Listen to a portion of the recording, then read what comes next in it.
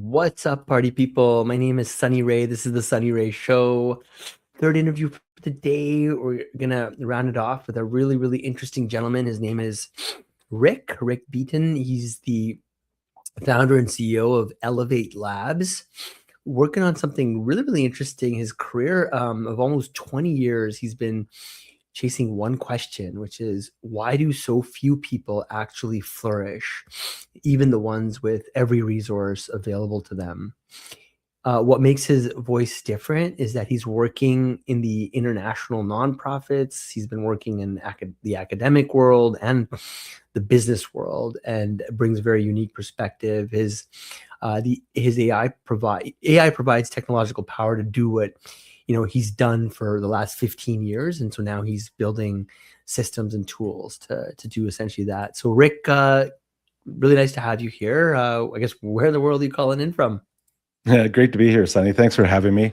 I'm currently in hot Denver. Yeah, it's 100 degrees and we're living life large here. Yeah, great to be with you. Cool.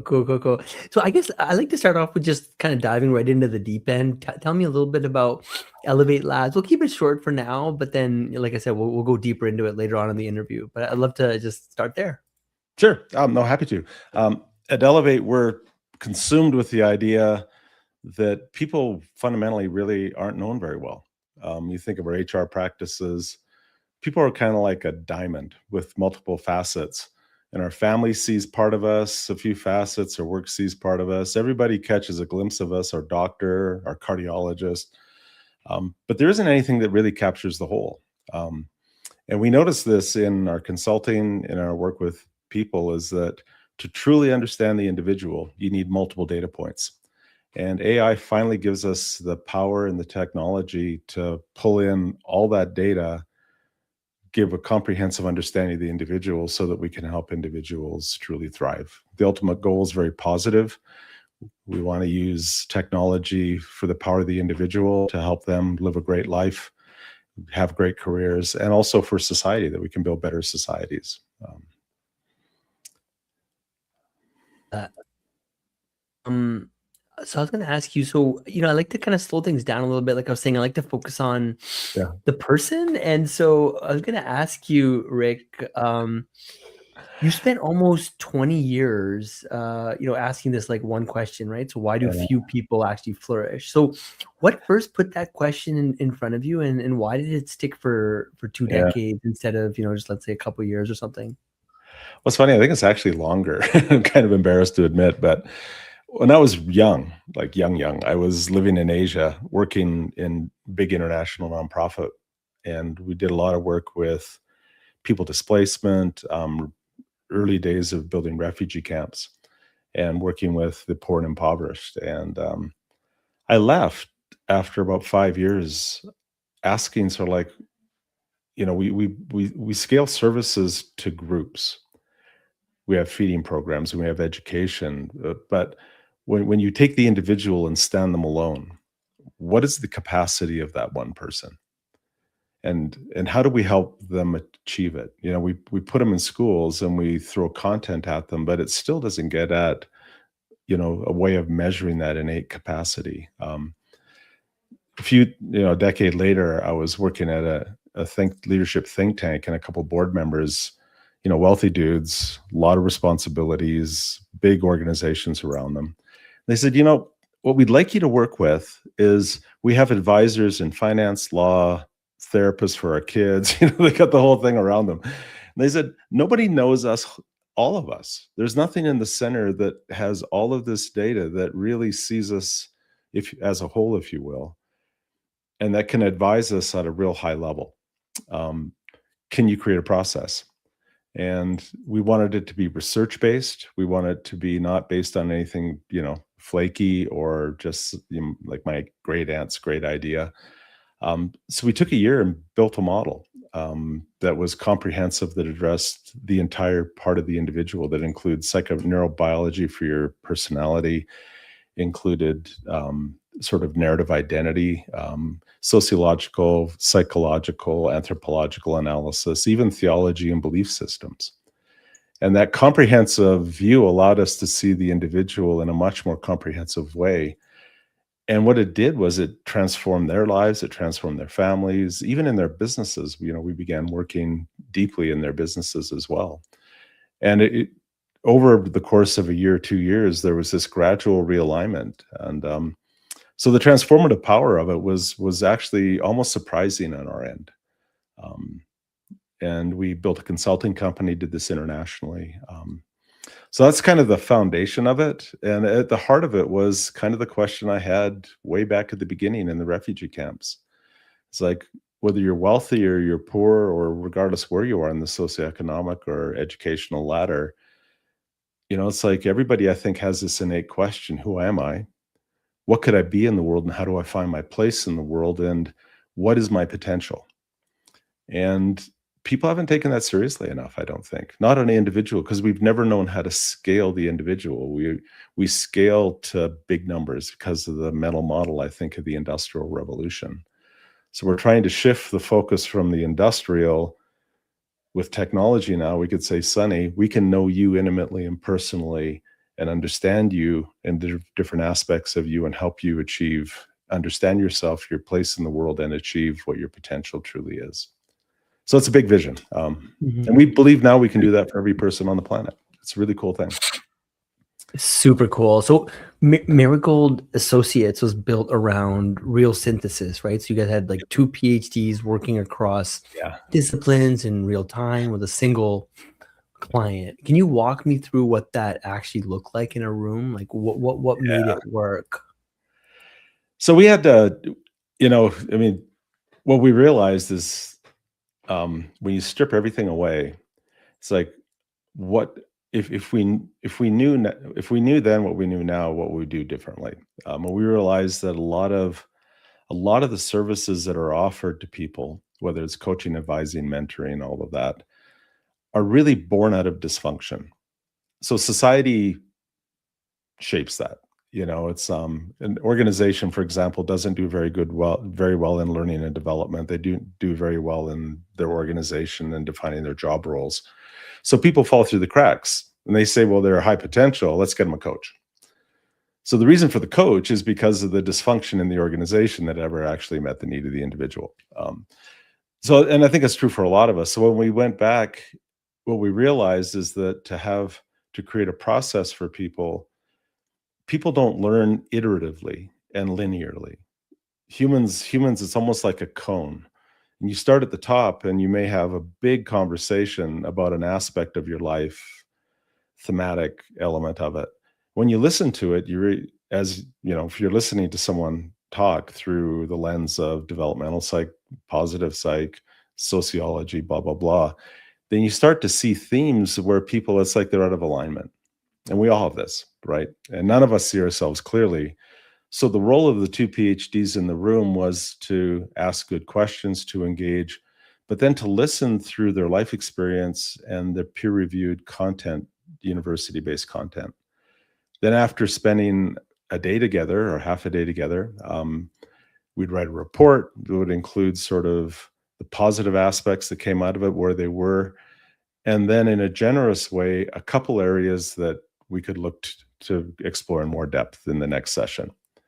But over the course of a year or 2 years, meeting monthly or every 3 weeks, the cone at the top, you gradually have similar conversations to where it gets tighter and tighter and tighter until there's alignment, and you're moving people towards resilience, towards health in the systems, towards what we would call flourishing or thriving. And that's the positive psych literature.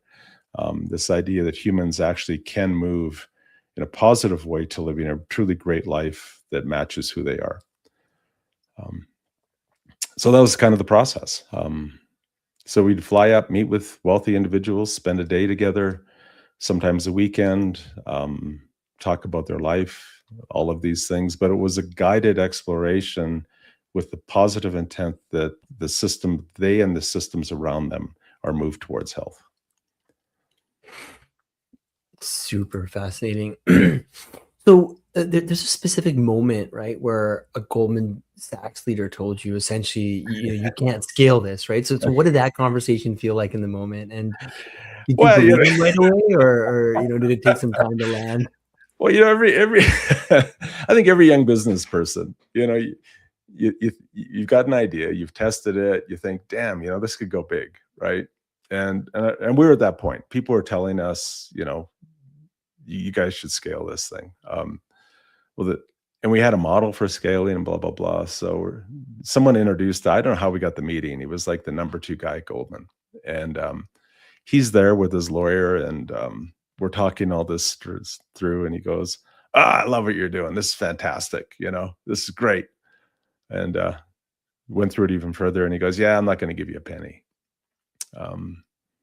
And at first, again, you're younger, so it kind of hurt a little bit. You don't realize how capital works and investments work, but he was right. He understood scaling the type of work that we did. One, it would be, how do you find? He said, even if you could find 500 PhDs like you and take the time to train, that's still not a very big business. That's not scaling. That's a mid-size consulting company, right? If you really wanted to scale this thing, we had astonishing complexity. We had a deeply relational touch, and it was really expensive. So everything we created, without our realizing it, was built for the elites, and it worked really well for the elites. But there was no sense in which we were providing access to our system or our process through scaling. We couldn't have done that. So I ended up selling that company, and I've been on sort of a 3 to 4 year journey of trying to think, how can we democratize this? How can we provide access at a price point and scale it for millions rather than just the elite few of our society?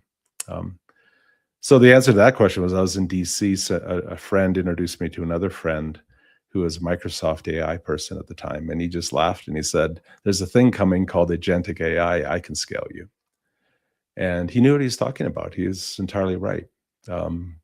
So what we've spent 9 months now building, and it's a cool thing. I'm shocked at the power of it. One of my partners, chief science officer, he built the statistical psychometric model for eHarmony, and he's at the interface of brain-computer interface and technology and psychology. And what we built is really, really fascinating and powerful. I wouldn't have thought. Yeah. So why did the model require 2 PhDs synthesizing live instead of, say, like, I don't know, 1 great practitioner with a good framework or something? Like, what was actually happening in that synthesis that made it like a non-negotiable? Yeah, one of the huge problems of advising and coaching or mentoring is there are 3 dimensions to it, and the first dimension is the individual. And we've been writing about this in our societies. You can go back to sort of the early Indian Vedas and whatnot. You've got the Greeks, the Romans, all the way through medieval literature to today. Is humans struggle with self-awareness and self-knowledge. We don't see ourselves clearly. It's almost like we've got 2 eyes and we can see this way. We don't see anything behind us or around us. So it's the problem of subjectivity, right? So in individuals, we don't see ourselves clearly. We're the hero of our own story. We tend to delude ourselves. We see ourselves in part, and so that's the problem of the client. The second problem is the problem of the advisor. They come with bias. They come with like the domain that we learn in university shapes us. So a lawyer is going to think different than an accountant, who sees the world different than, say, a philosopher, who sees the world different than a sociologist. And the more deeply we are in a solo discipline, we tend to see the world specifically through that discipline. So if I'm going to listen to you and you're sharing your life story, I hear you through my framework. So if I'm, say, a psychoanalyst, I'm deep, highly individualized. I hear the world through, and I'm only interested in certain dimensions of a person's history. I'm missing a lot of the person. right? So perspectivalism, if you will, impacts the client, but then also the person who's engaging that individual. Then there's the third problem of the general context, the sociological context. Take someone like a Peter Berger, who was in Boston in the sociology of knowledge crowd. He was interested in sort of the meta critique of culture. And I've been fortunate, like you have, to live internationally. So like I've lived and worked in 10, 20 countries. And every time I embed myself in a new culture, I learn a lot about myself and the world. It's just like, wow, like masculinity, big topic today. The conversation around masculinity is different in India, Hong Kong, Korea, Japan than it is in the US and Canada and Europe. And so to put somebody in the room, say if I'm from small town Canada and I'm engaging you who's lived internationally, I don't understand your world. I really don't. Your context and the context you've been exposed to and the changing context that you're a part of are so fundamentally different. So the naivete that you and I can sit down and have a conversation and I can give you advice, barely knowing you, not understanding your context or your neurobiology or, all these other things is really just kind of naive. So two PhDs in the room who are older, who have one discipline that they knew well. They're like T people. They have a deep discipline, but they maybe know 3 or 4 or 5 other disciplines. And you put that together and you have 10 disciplines in the room. Plus you have 2 people that have broad life experience. What they're able to see and hear and engage the individual is just profoundly different. So the transformational power is that when we sat and listened, and people would come out of that and say, how did you see that? And it's like, it was just obvious to us. But it wouldn't be obvious to me when I was from my small town in Canada originally.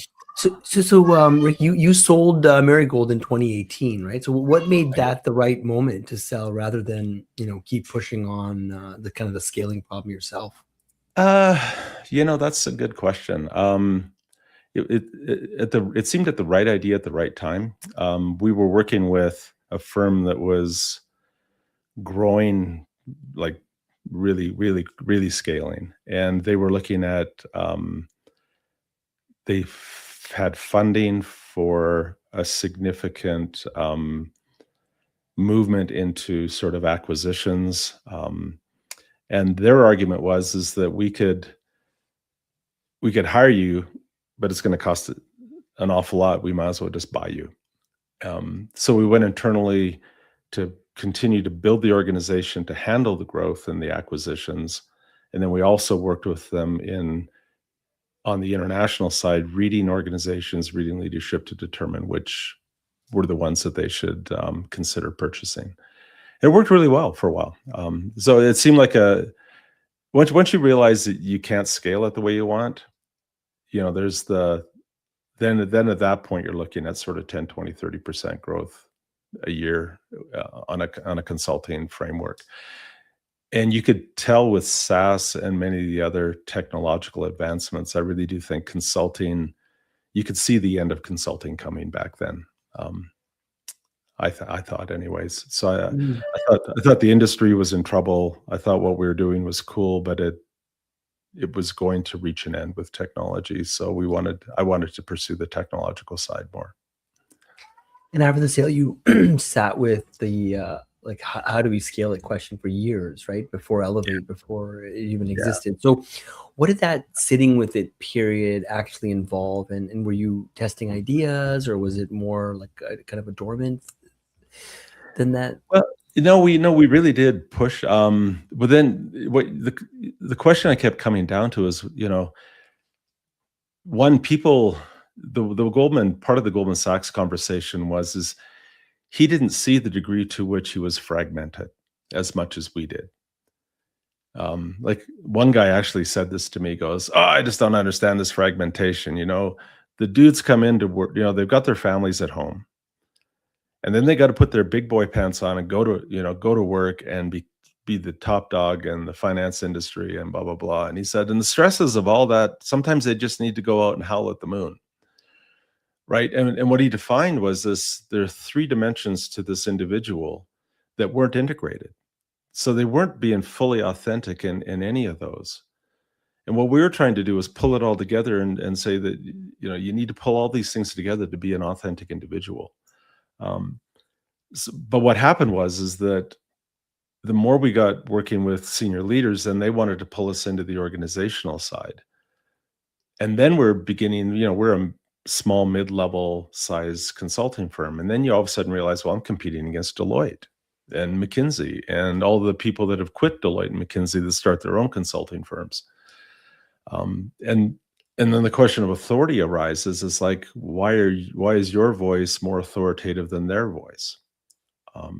So the noise in the space, the amount of people jumping into the space, it just seemed to me like that whole orientation of the individual offering their subjective viewpoint on an organization or a person's life was becoming so crowded, and people weren't discerning enough to say, be careful who you listen to. They kind of didn't care, So it just seemed like, as a whole, and the space has gotten more crowded and more noisy ever since then. I'm convinced we made the right decision. Interesting. Cool. So I guess let's just switch gears a little bit. I'm curious about Amber and the science. So Amber starts with a personality assessment as the entry point. Like, why start there instead of, say, like a conversation or a goal setting exercise? Research wise,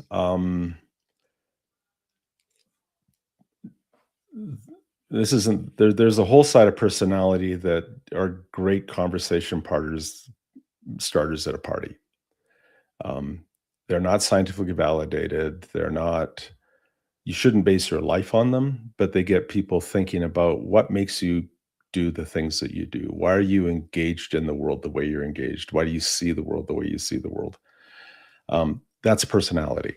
And on a pure scientific side of it, the neuroscience crowd have validated what we call the broader Big Five model, or the Hexaco model.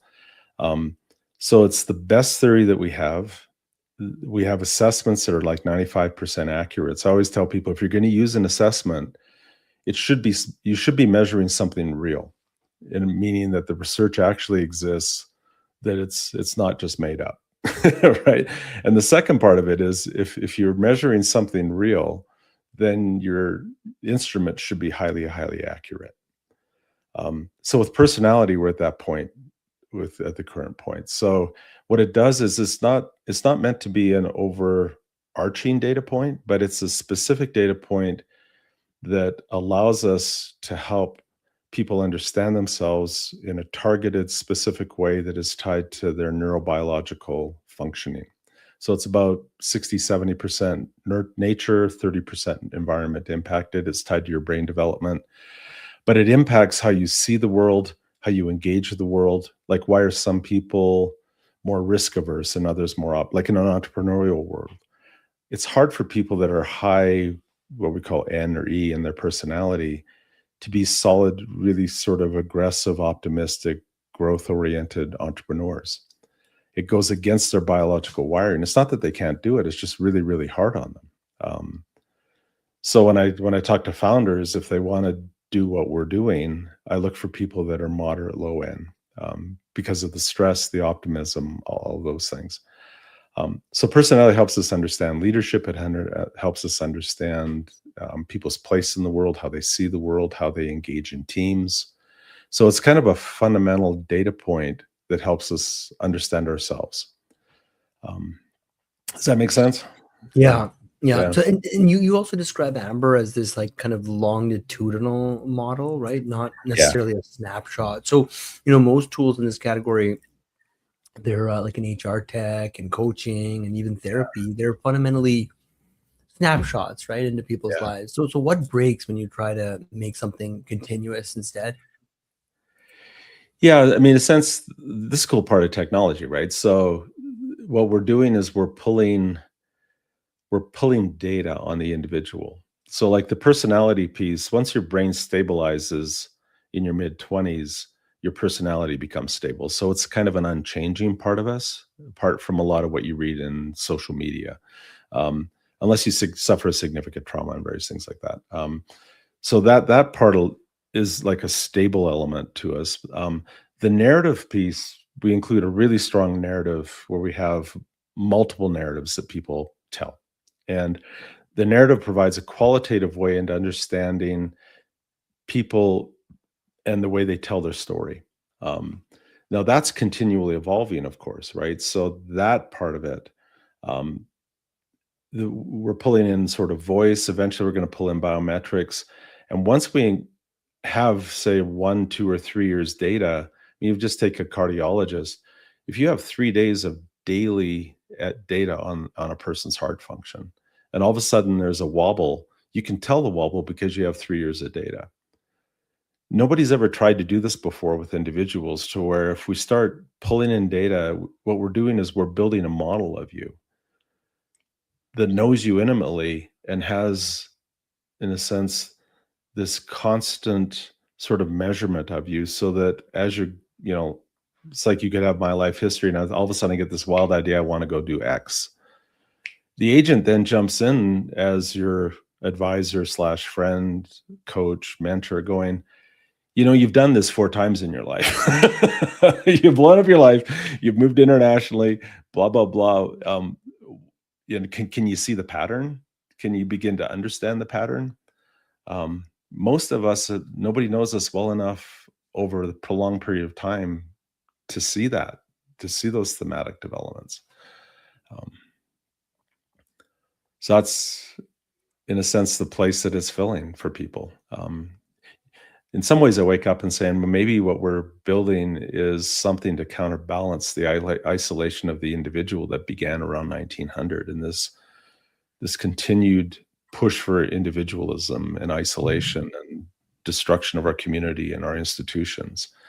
And that may well be true. But by and large, people have never had this. Like I was a kid, really good skier. I didn't have anybody much in my life that came alongside me and said, you're really good at this and this and this. You should think about investing in yourself. Nobody knew about the lack of focus because of my personality. Nobody knew about a lot of these things. So there really wasn't solid advice given from any level of objectivity. It was parents who cared, and friends and family and teachers.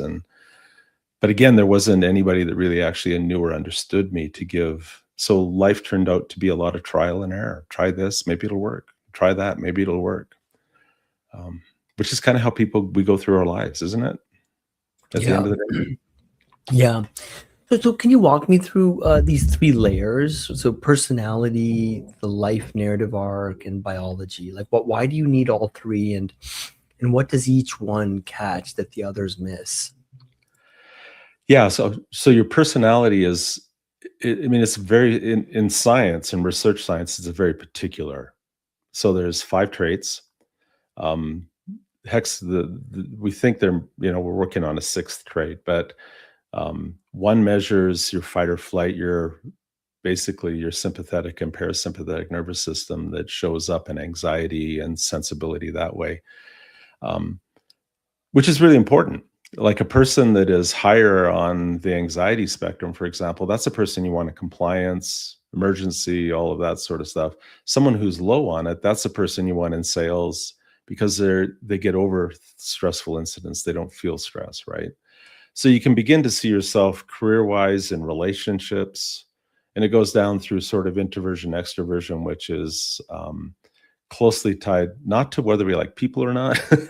It's more about how we experience sensory perception and how our brain processes sensory input. Then you have openness, which is tied to people that love to live out of the box and people that are great at want to be technically detailed, grounded, and so on, right? So what it does is it lays a framework for, again, how we perceive the world and how we live and experience the world. The narrative piece is really important because, if we were going to say, well, like, let's get to know each other, before I did this sort of 15, 20 years ago, you sort of sit around and shoot the shit and, blah, blah, blah, and maybe have a couple whiskeys and say, I'm getting to know the individual.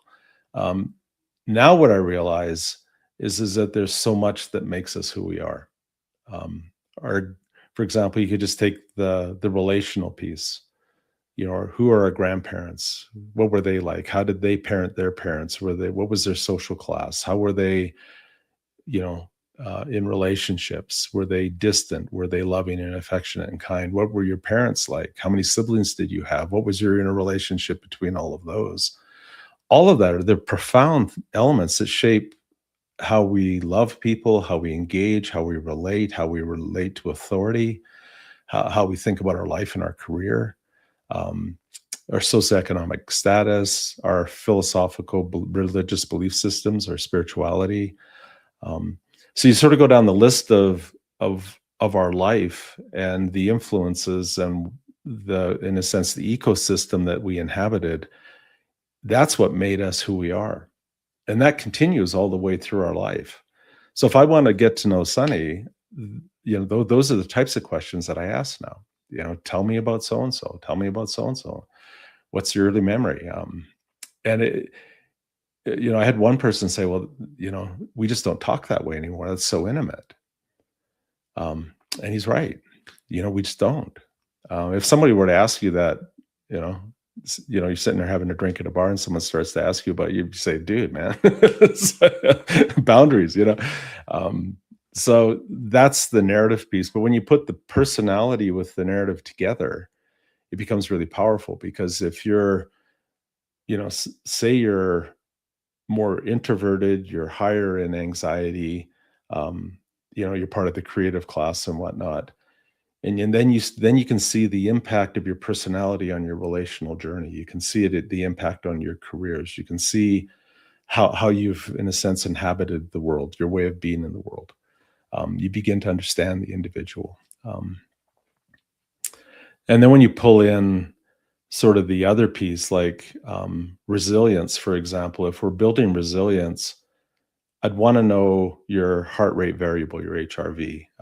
I'd want to do a stress inventory on you to understand your stress load and how that's your heart rate variability is also indicative of that. And you start to pull these pieces together, and I start to see, oh, here's your personality profile. I can see your history and the trauma that you had, say, as a 6-year-old and an 8-year-old. Then I look at some of the biometrics, and you start to see the individual in a much more clear light. Why they react in certain situations at work and leadership, how they relate to employees, how they relate to their children, why they work themselves to death or don't work themselves to death, and various things like that.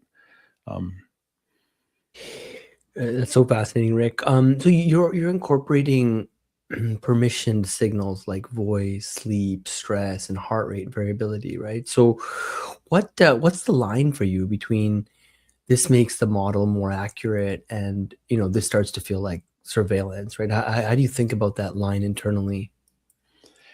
Yeah, the foundation, I mean, sort of the moral or ethical foundation of the company is we're strong on the side of individual user rights.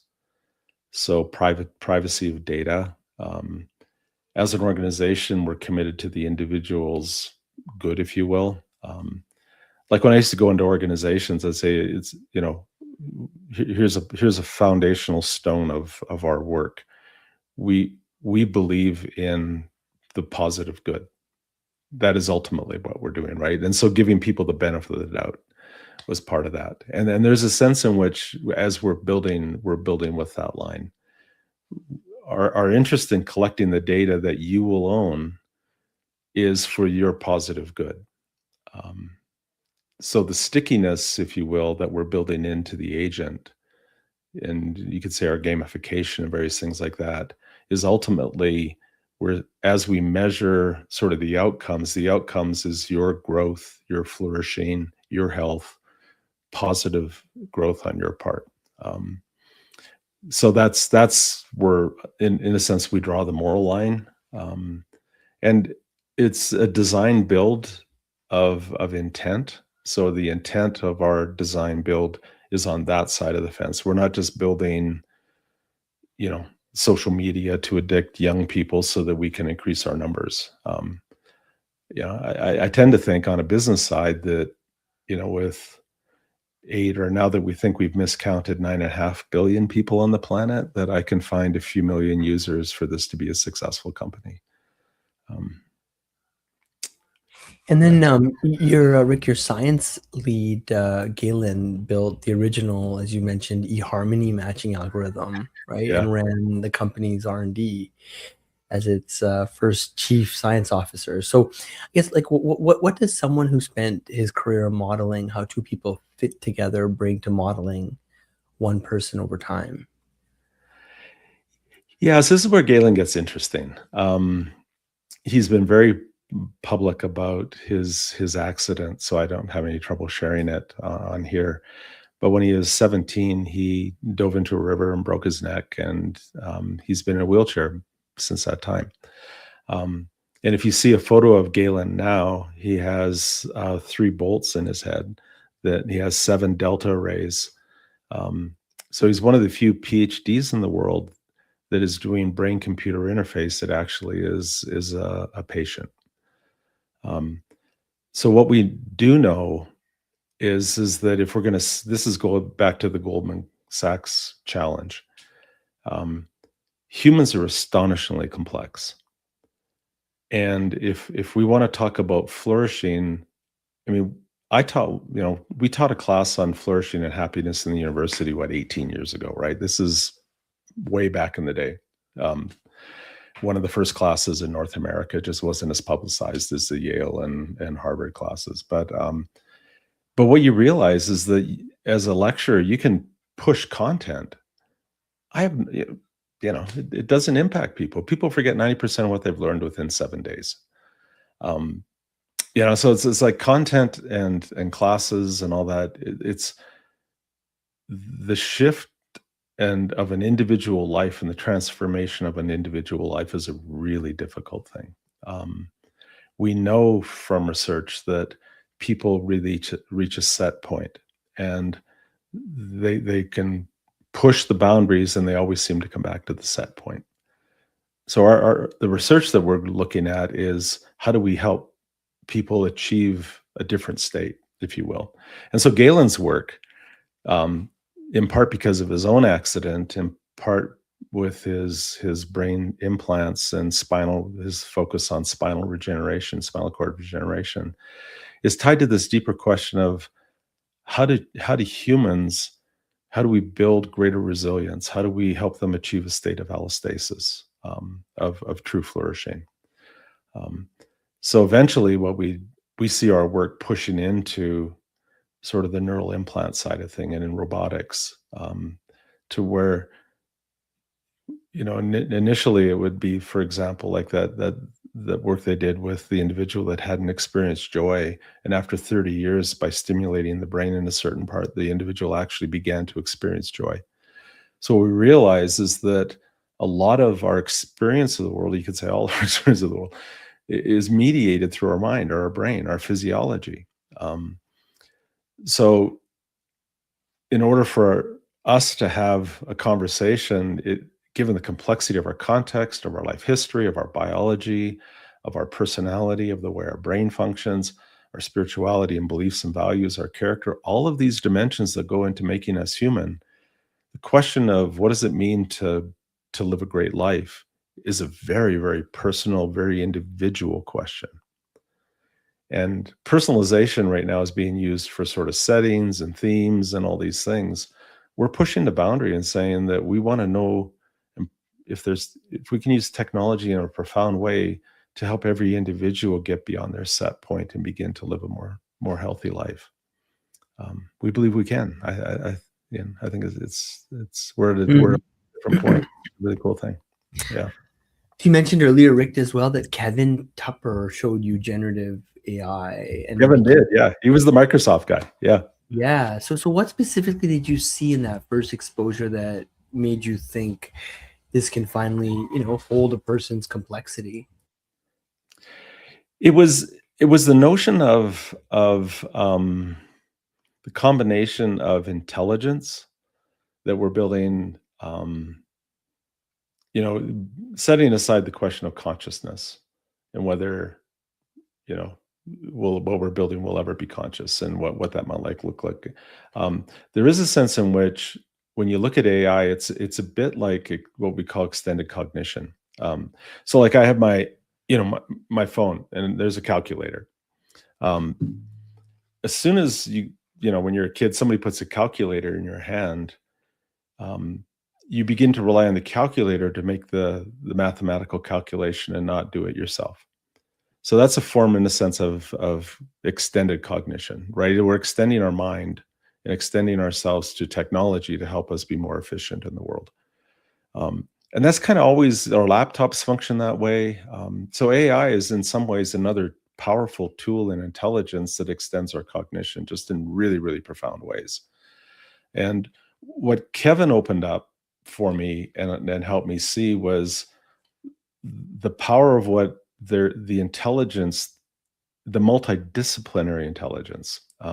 So, like can actually run things through and say, who are the top sociologists of a certain category? How would they analyze this? Or how would this branch of psychology analyze this? Or humans just don't have that level of intellectual horsepower to do that level of analysis. And the second part was sort of the potential of the agent to personalize it and individualize it and make it real in that sense. So it's, back to, Mustafa Suleiman's, point to his 7-year-old when he was asked, or what is AI? And he said, it's access to knowledge, to experience, to all these things from super intelligence that we used to pay a lot for. Like when I taught at Cambridge, or Europe, you have some of the best minds in the world, and who gets to have access to them? They're the elites. All of a sudden, the poor person in the refugee camp in Thailand or Afghanistan now can have access if they have Wi-Fi, right? So we can provide access and democratize it. And the second part of it is, for people that feel alone and isolated in the world, we have a advisor / coach / friend / mentor / companion to walk that journey with you, that knows you better than you know yourself. And that was, for me, that was a compelling thing.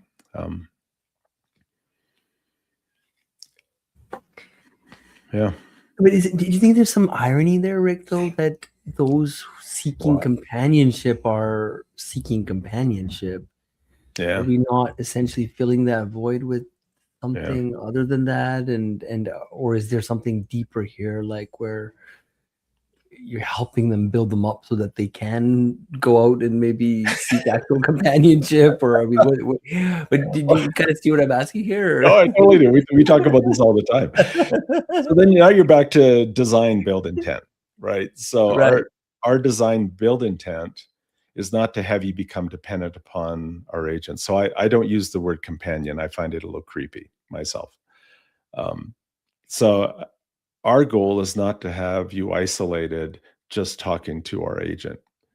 So we're building it in such a way that the agent will say, you could say, well, I'm lonely. And we go, well, let's talk about why you're lonely. And then it's proactively, and this goes to our model from Marigold. Do you understand why you've isolated yourself? Do you understand your personality? Do you understand how you were raised? Do you understand the way you were parented? All of this stuff. The goal is to have you go out in the world and have healthy, vibrant social relationships. We evolved as social beings. We're meant to be social. The question, if you want to move that person towards flourishing or growth or health or resilience, isn't to have them become addicted to your agent so you can run your numbers and scale and sell for a big number. The goal should be that they actually come to a point of health and they actually have a social life that fits them.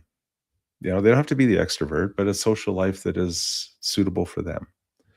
And that's the difference, right? Yeah, no, I get that. And if Amber runs with someone for years, like what can it come to know about that person that, even like say a great therapist or executive coach working with them for the same number of years just structurally can't?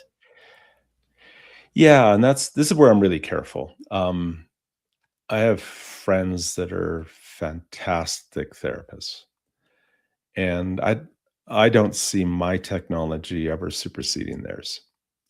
I really don't. Maybe in 5 years, I don't know, but I kind of don't want it to. There's a sense in which I think there's something that humans do in it's like lateral thinking, seeing causal links and themes and the relationality and the nuance. The agent that we're building still can't do that.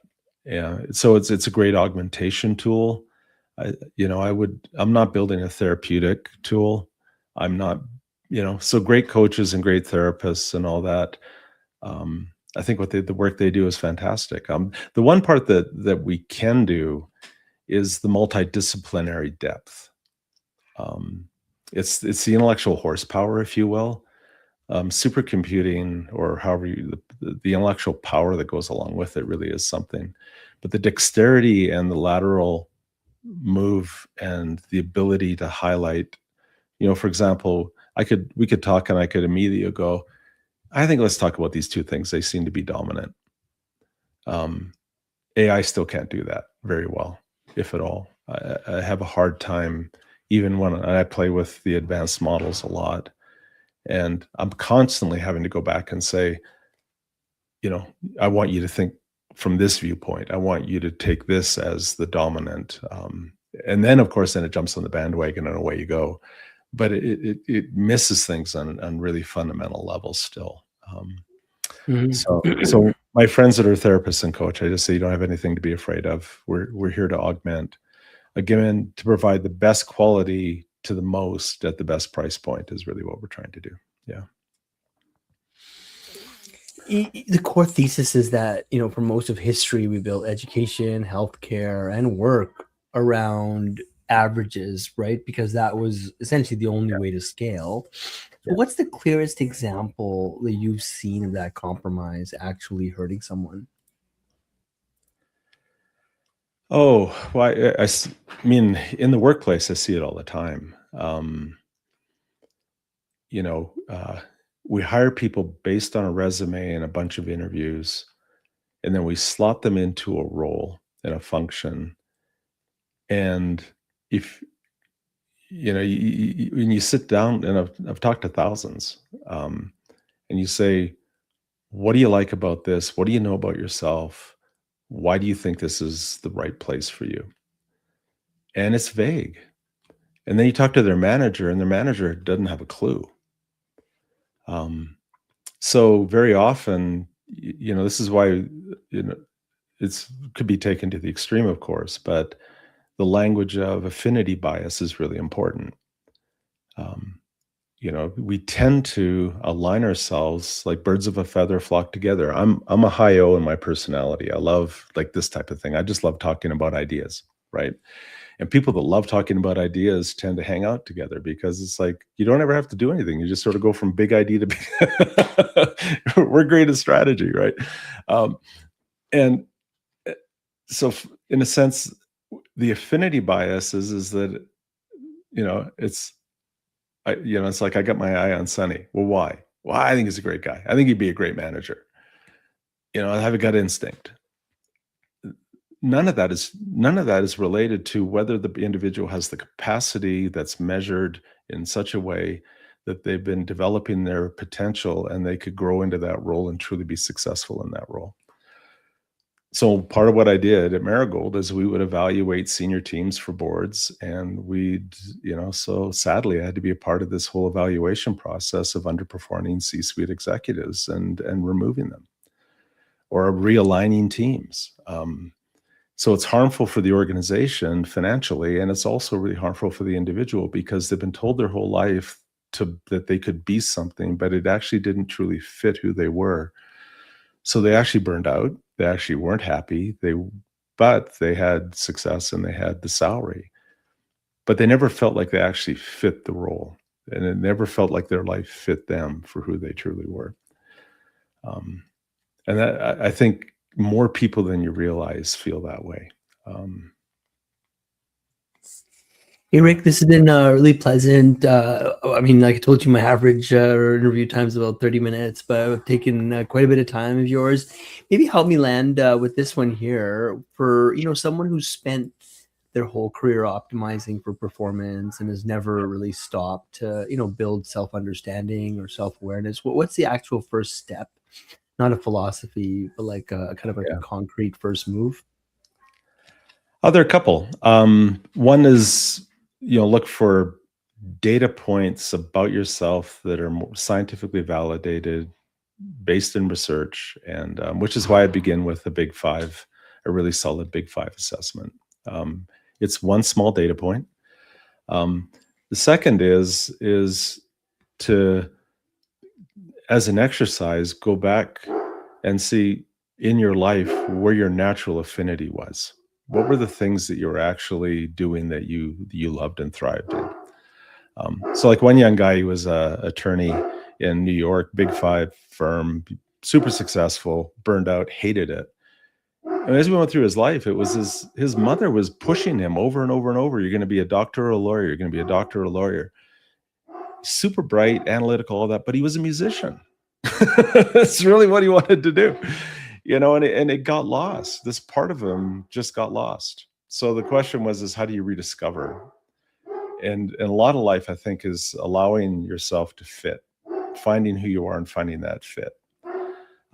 And sometimes it's not just the specific, say you're in law and you're unhappy. Well, there are different branches of law that someone can actually have. So the question then is, well, what kind of law actually fits, if that makes sense? Yeah. Cool. Well, thank you so much once again for coming on the show. Rick, is this where people learn more about ElevAIt Labs? This is the right website I have up here? It is. We're just building it out. We've been in stealth mode for about 8 months. We're finally live with our product. We've got a great market that has a lot of interest in us, and so ElevAIt Labs there's another site, careers.ElevAIt Labs. Is it sorry, you said careers.ElevAIt Labs? Careers.ElevAItlabs.ai, and we put that up just as a landing site for people that were interested in career change and various things like that. So yeah. Got it. Cool. So I got that and your LinkedIn here. So if anyone wants to double click or connect with you, they can do so. We have almost 40 people listening live. So oh my gosh. really, Fun. Yeah, I appreciate all of you for tuning in, and most of all, thank you, Rick, for your time. And what a fascinating journey, what a fascinating company you're building, and a noble one. Yeah, like taking something that your life's work, something that maybe only a fraction of the world could even think about getting their hands on, and you're leveraging good old AI to bring that to the masses. So I love it. Great. I love it. Yeah, keep us in the loop, and let us know how we can be helpful. And with that, Rick, hang out for 1 minute. I'm going to bring this stream to an end. Any last words? Are we good? No, I think we're good. Thanks for having me. It's been a pleasure to chat, as always. Yeah. Yeah, awesome. All right, cool. I'm going to bring this to an end here. Just give me 1 minute.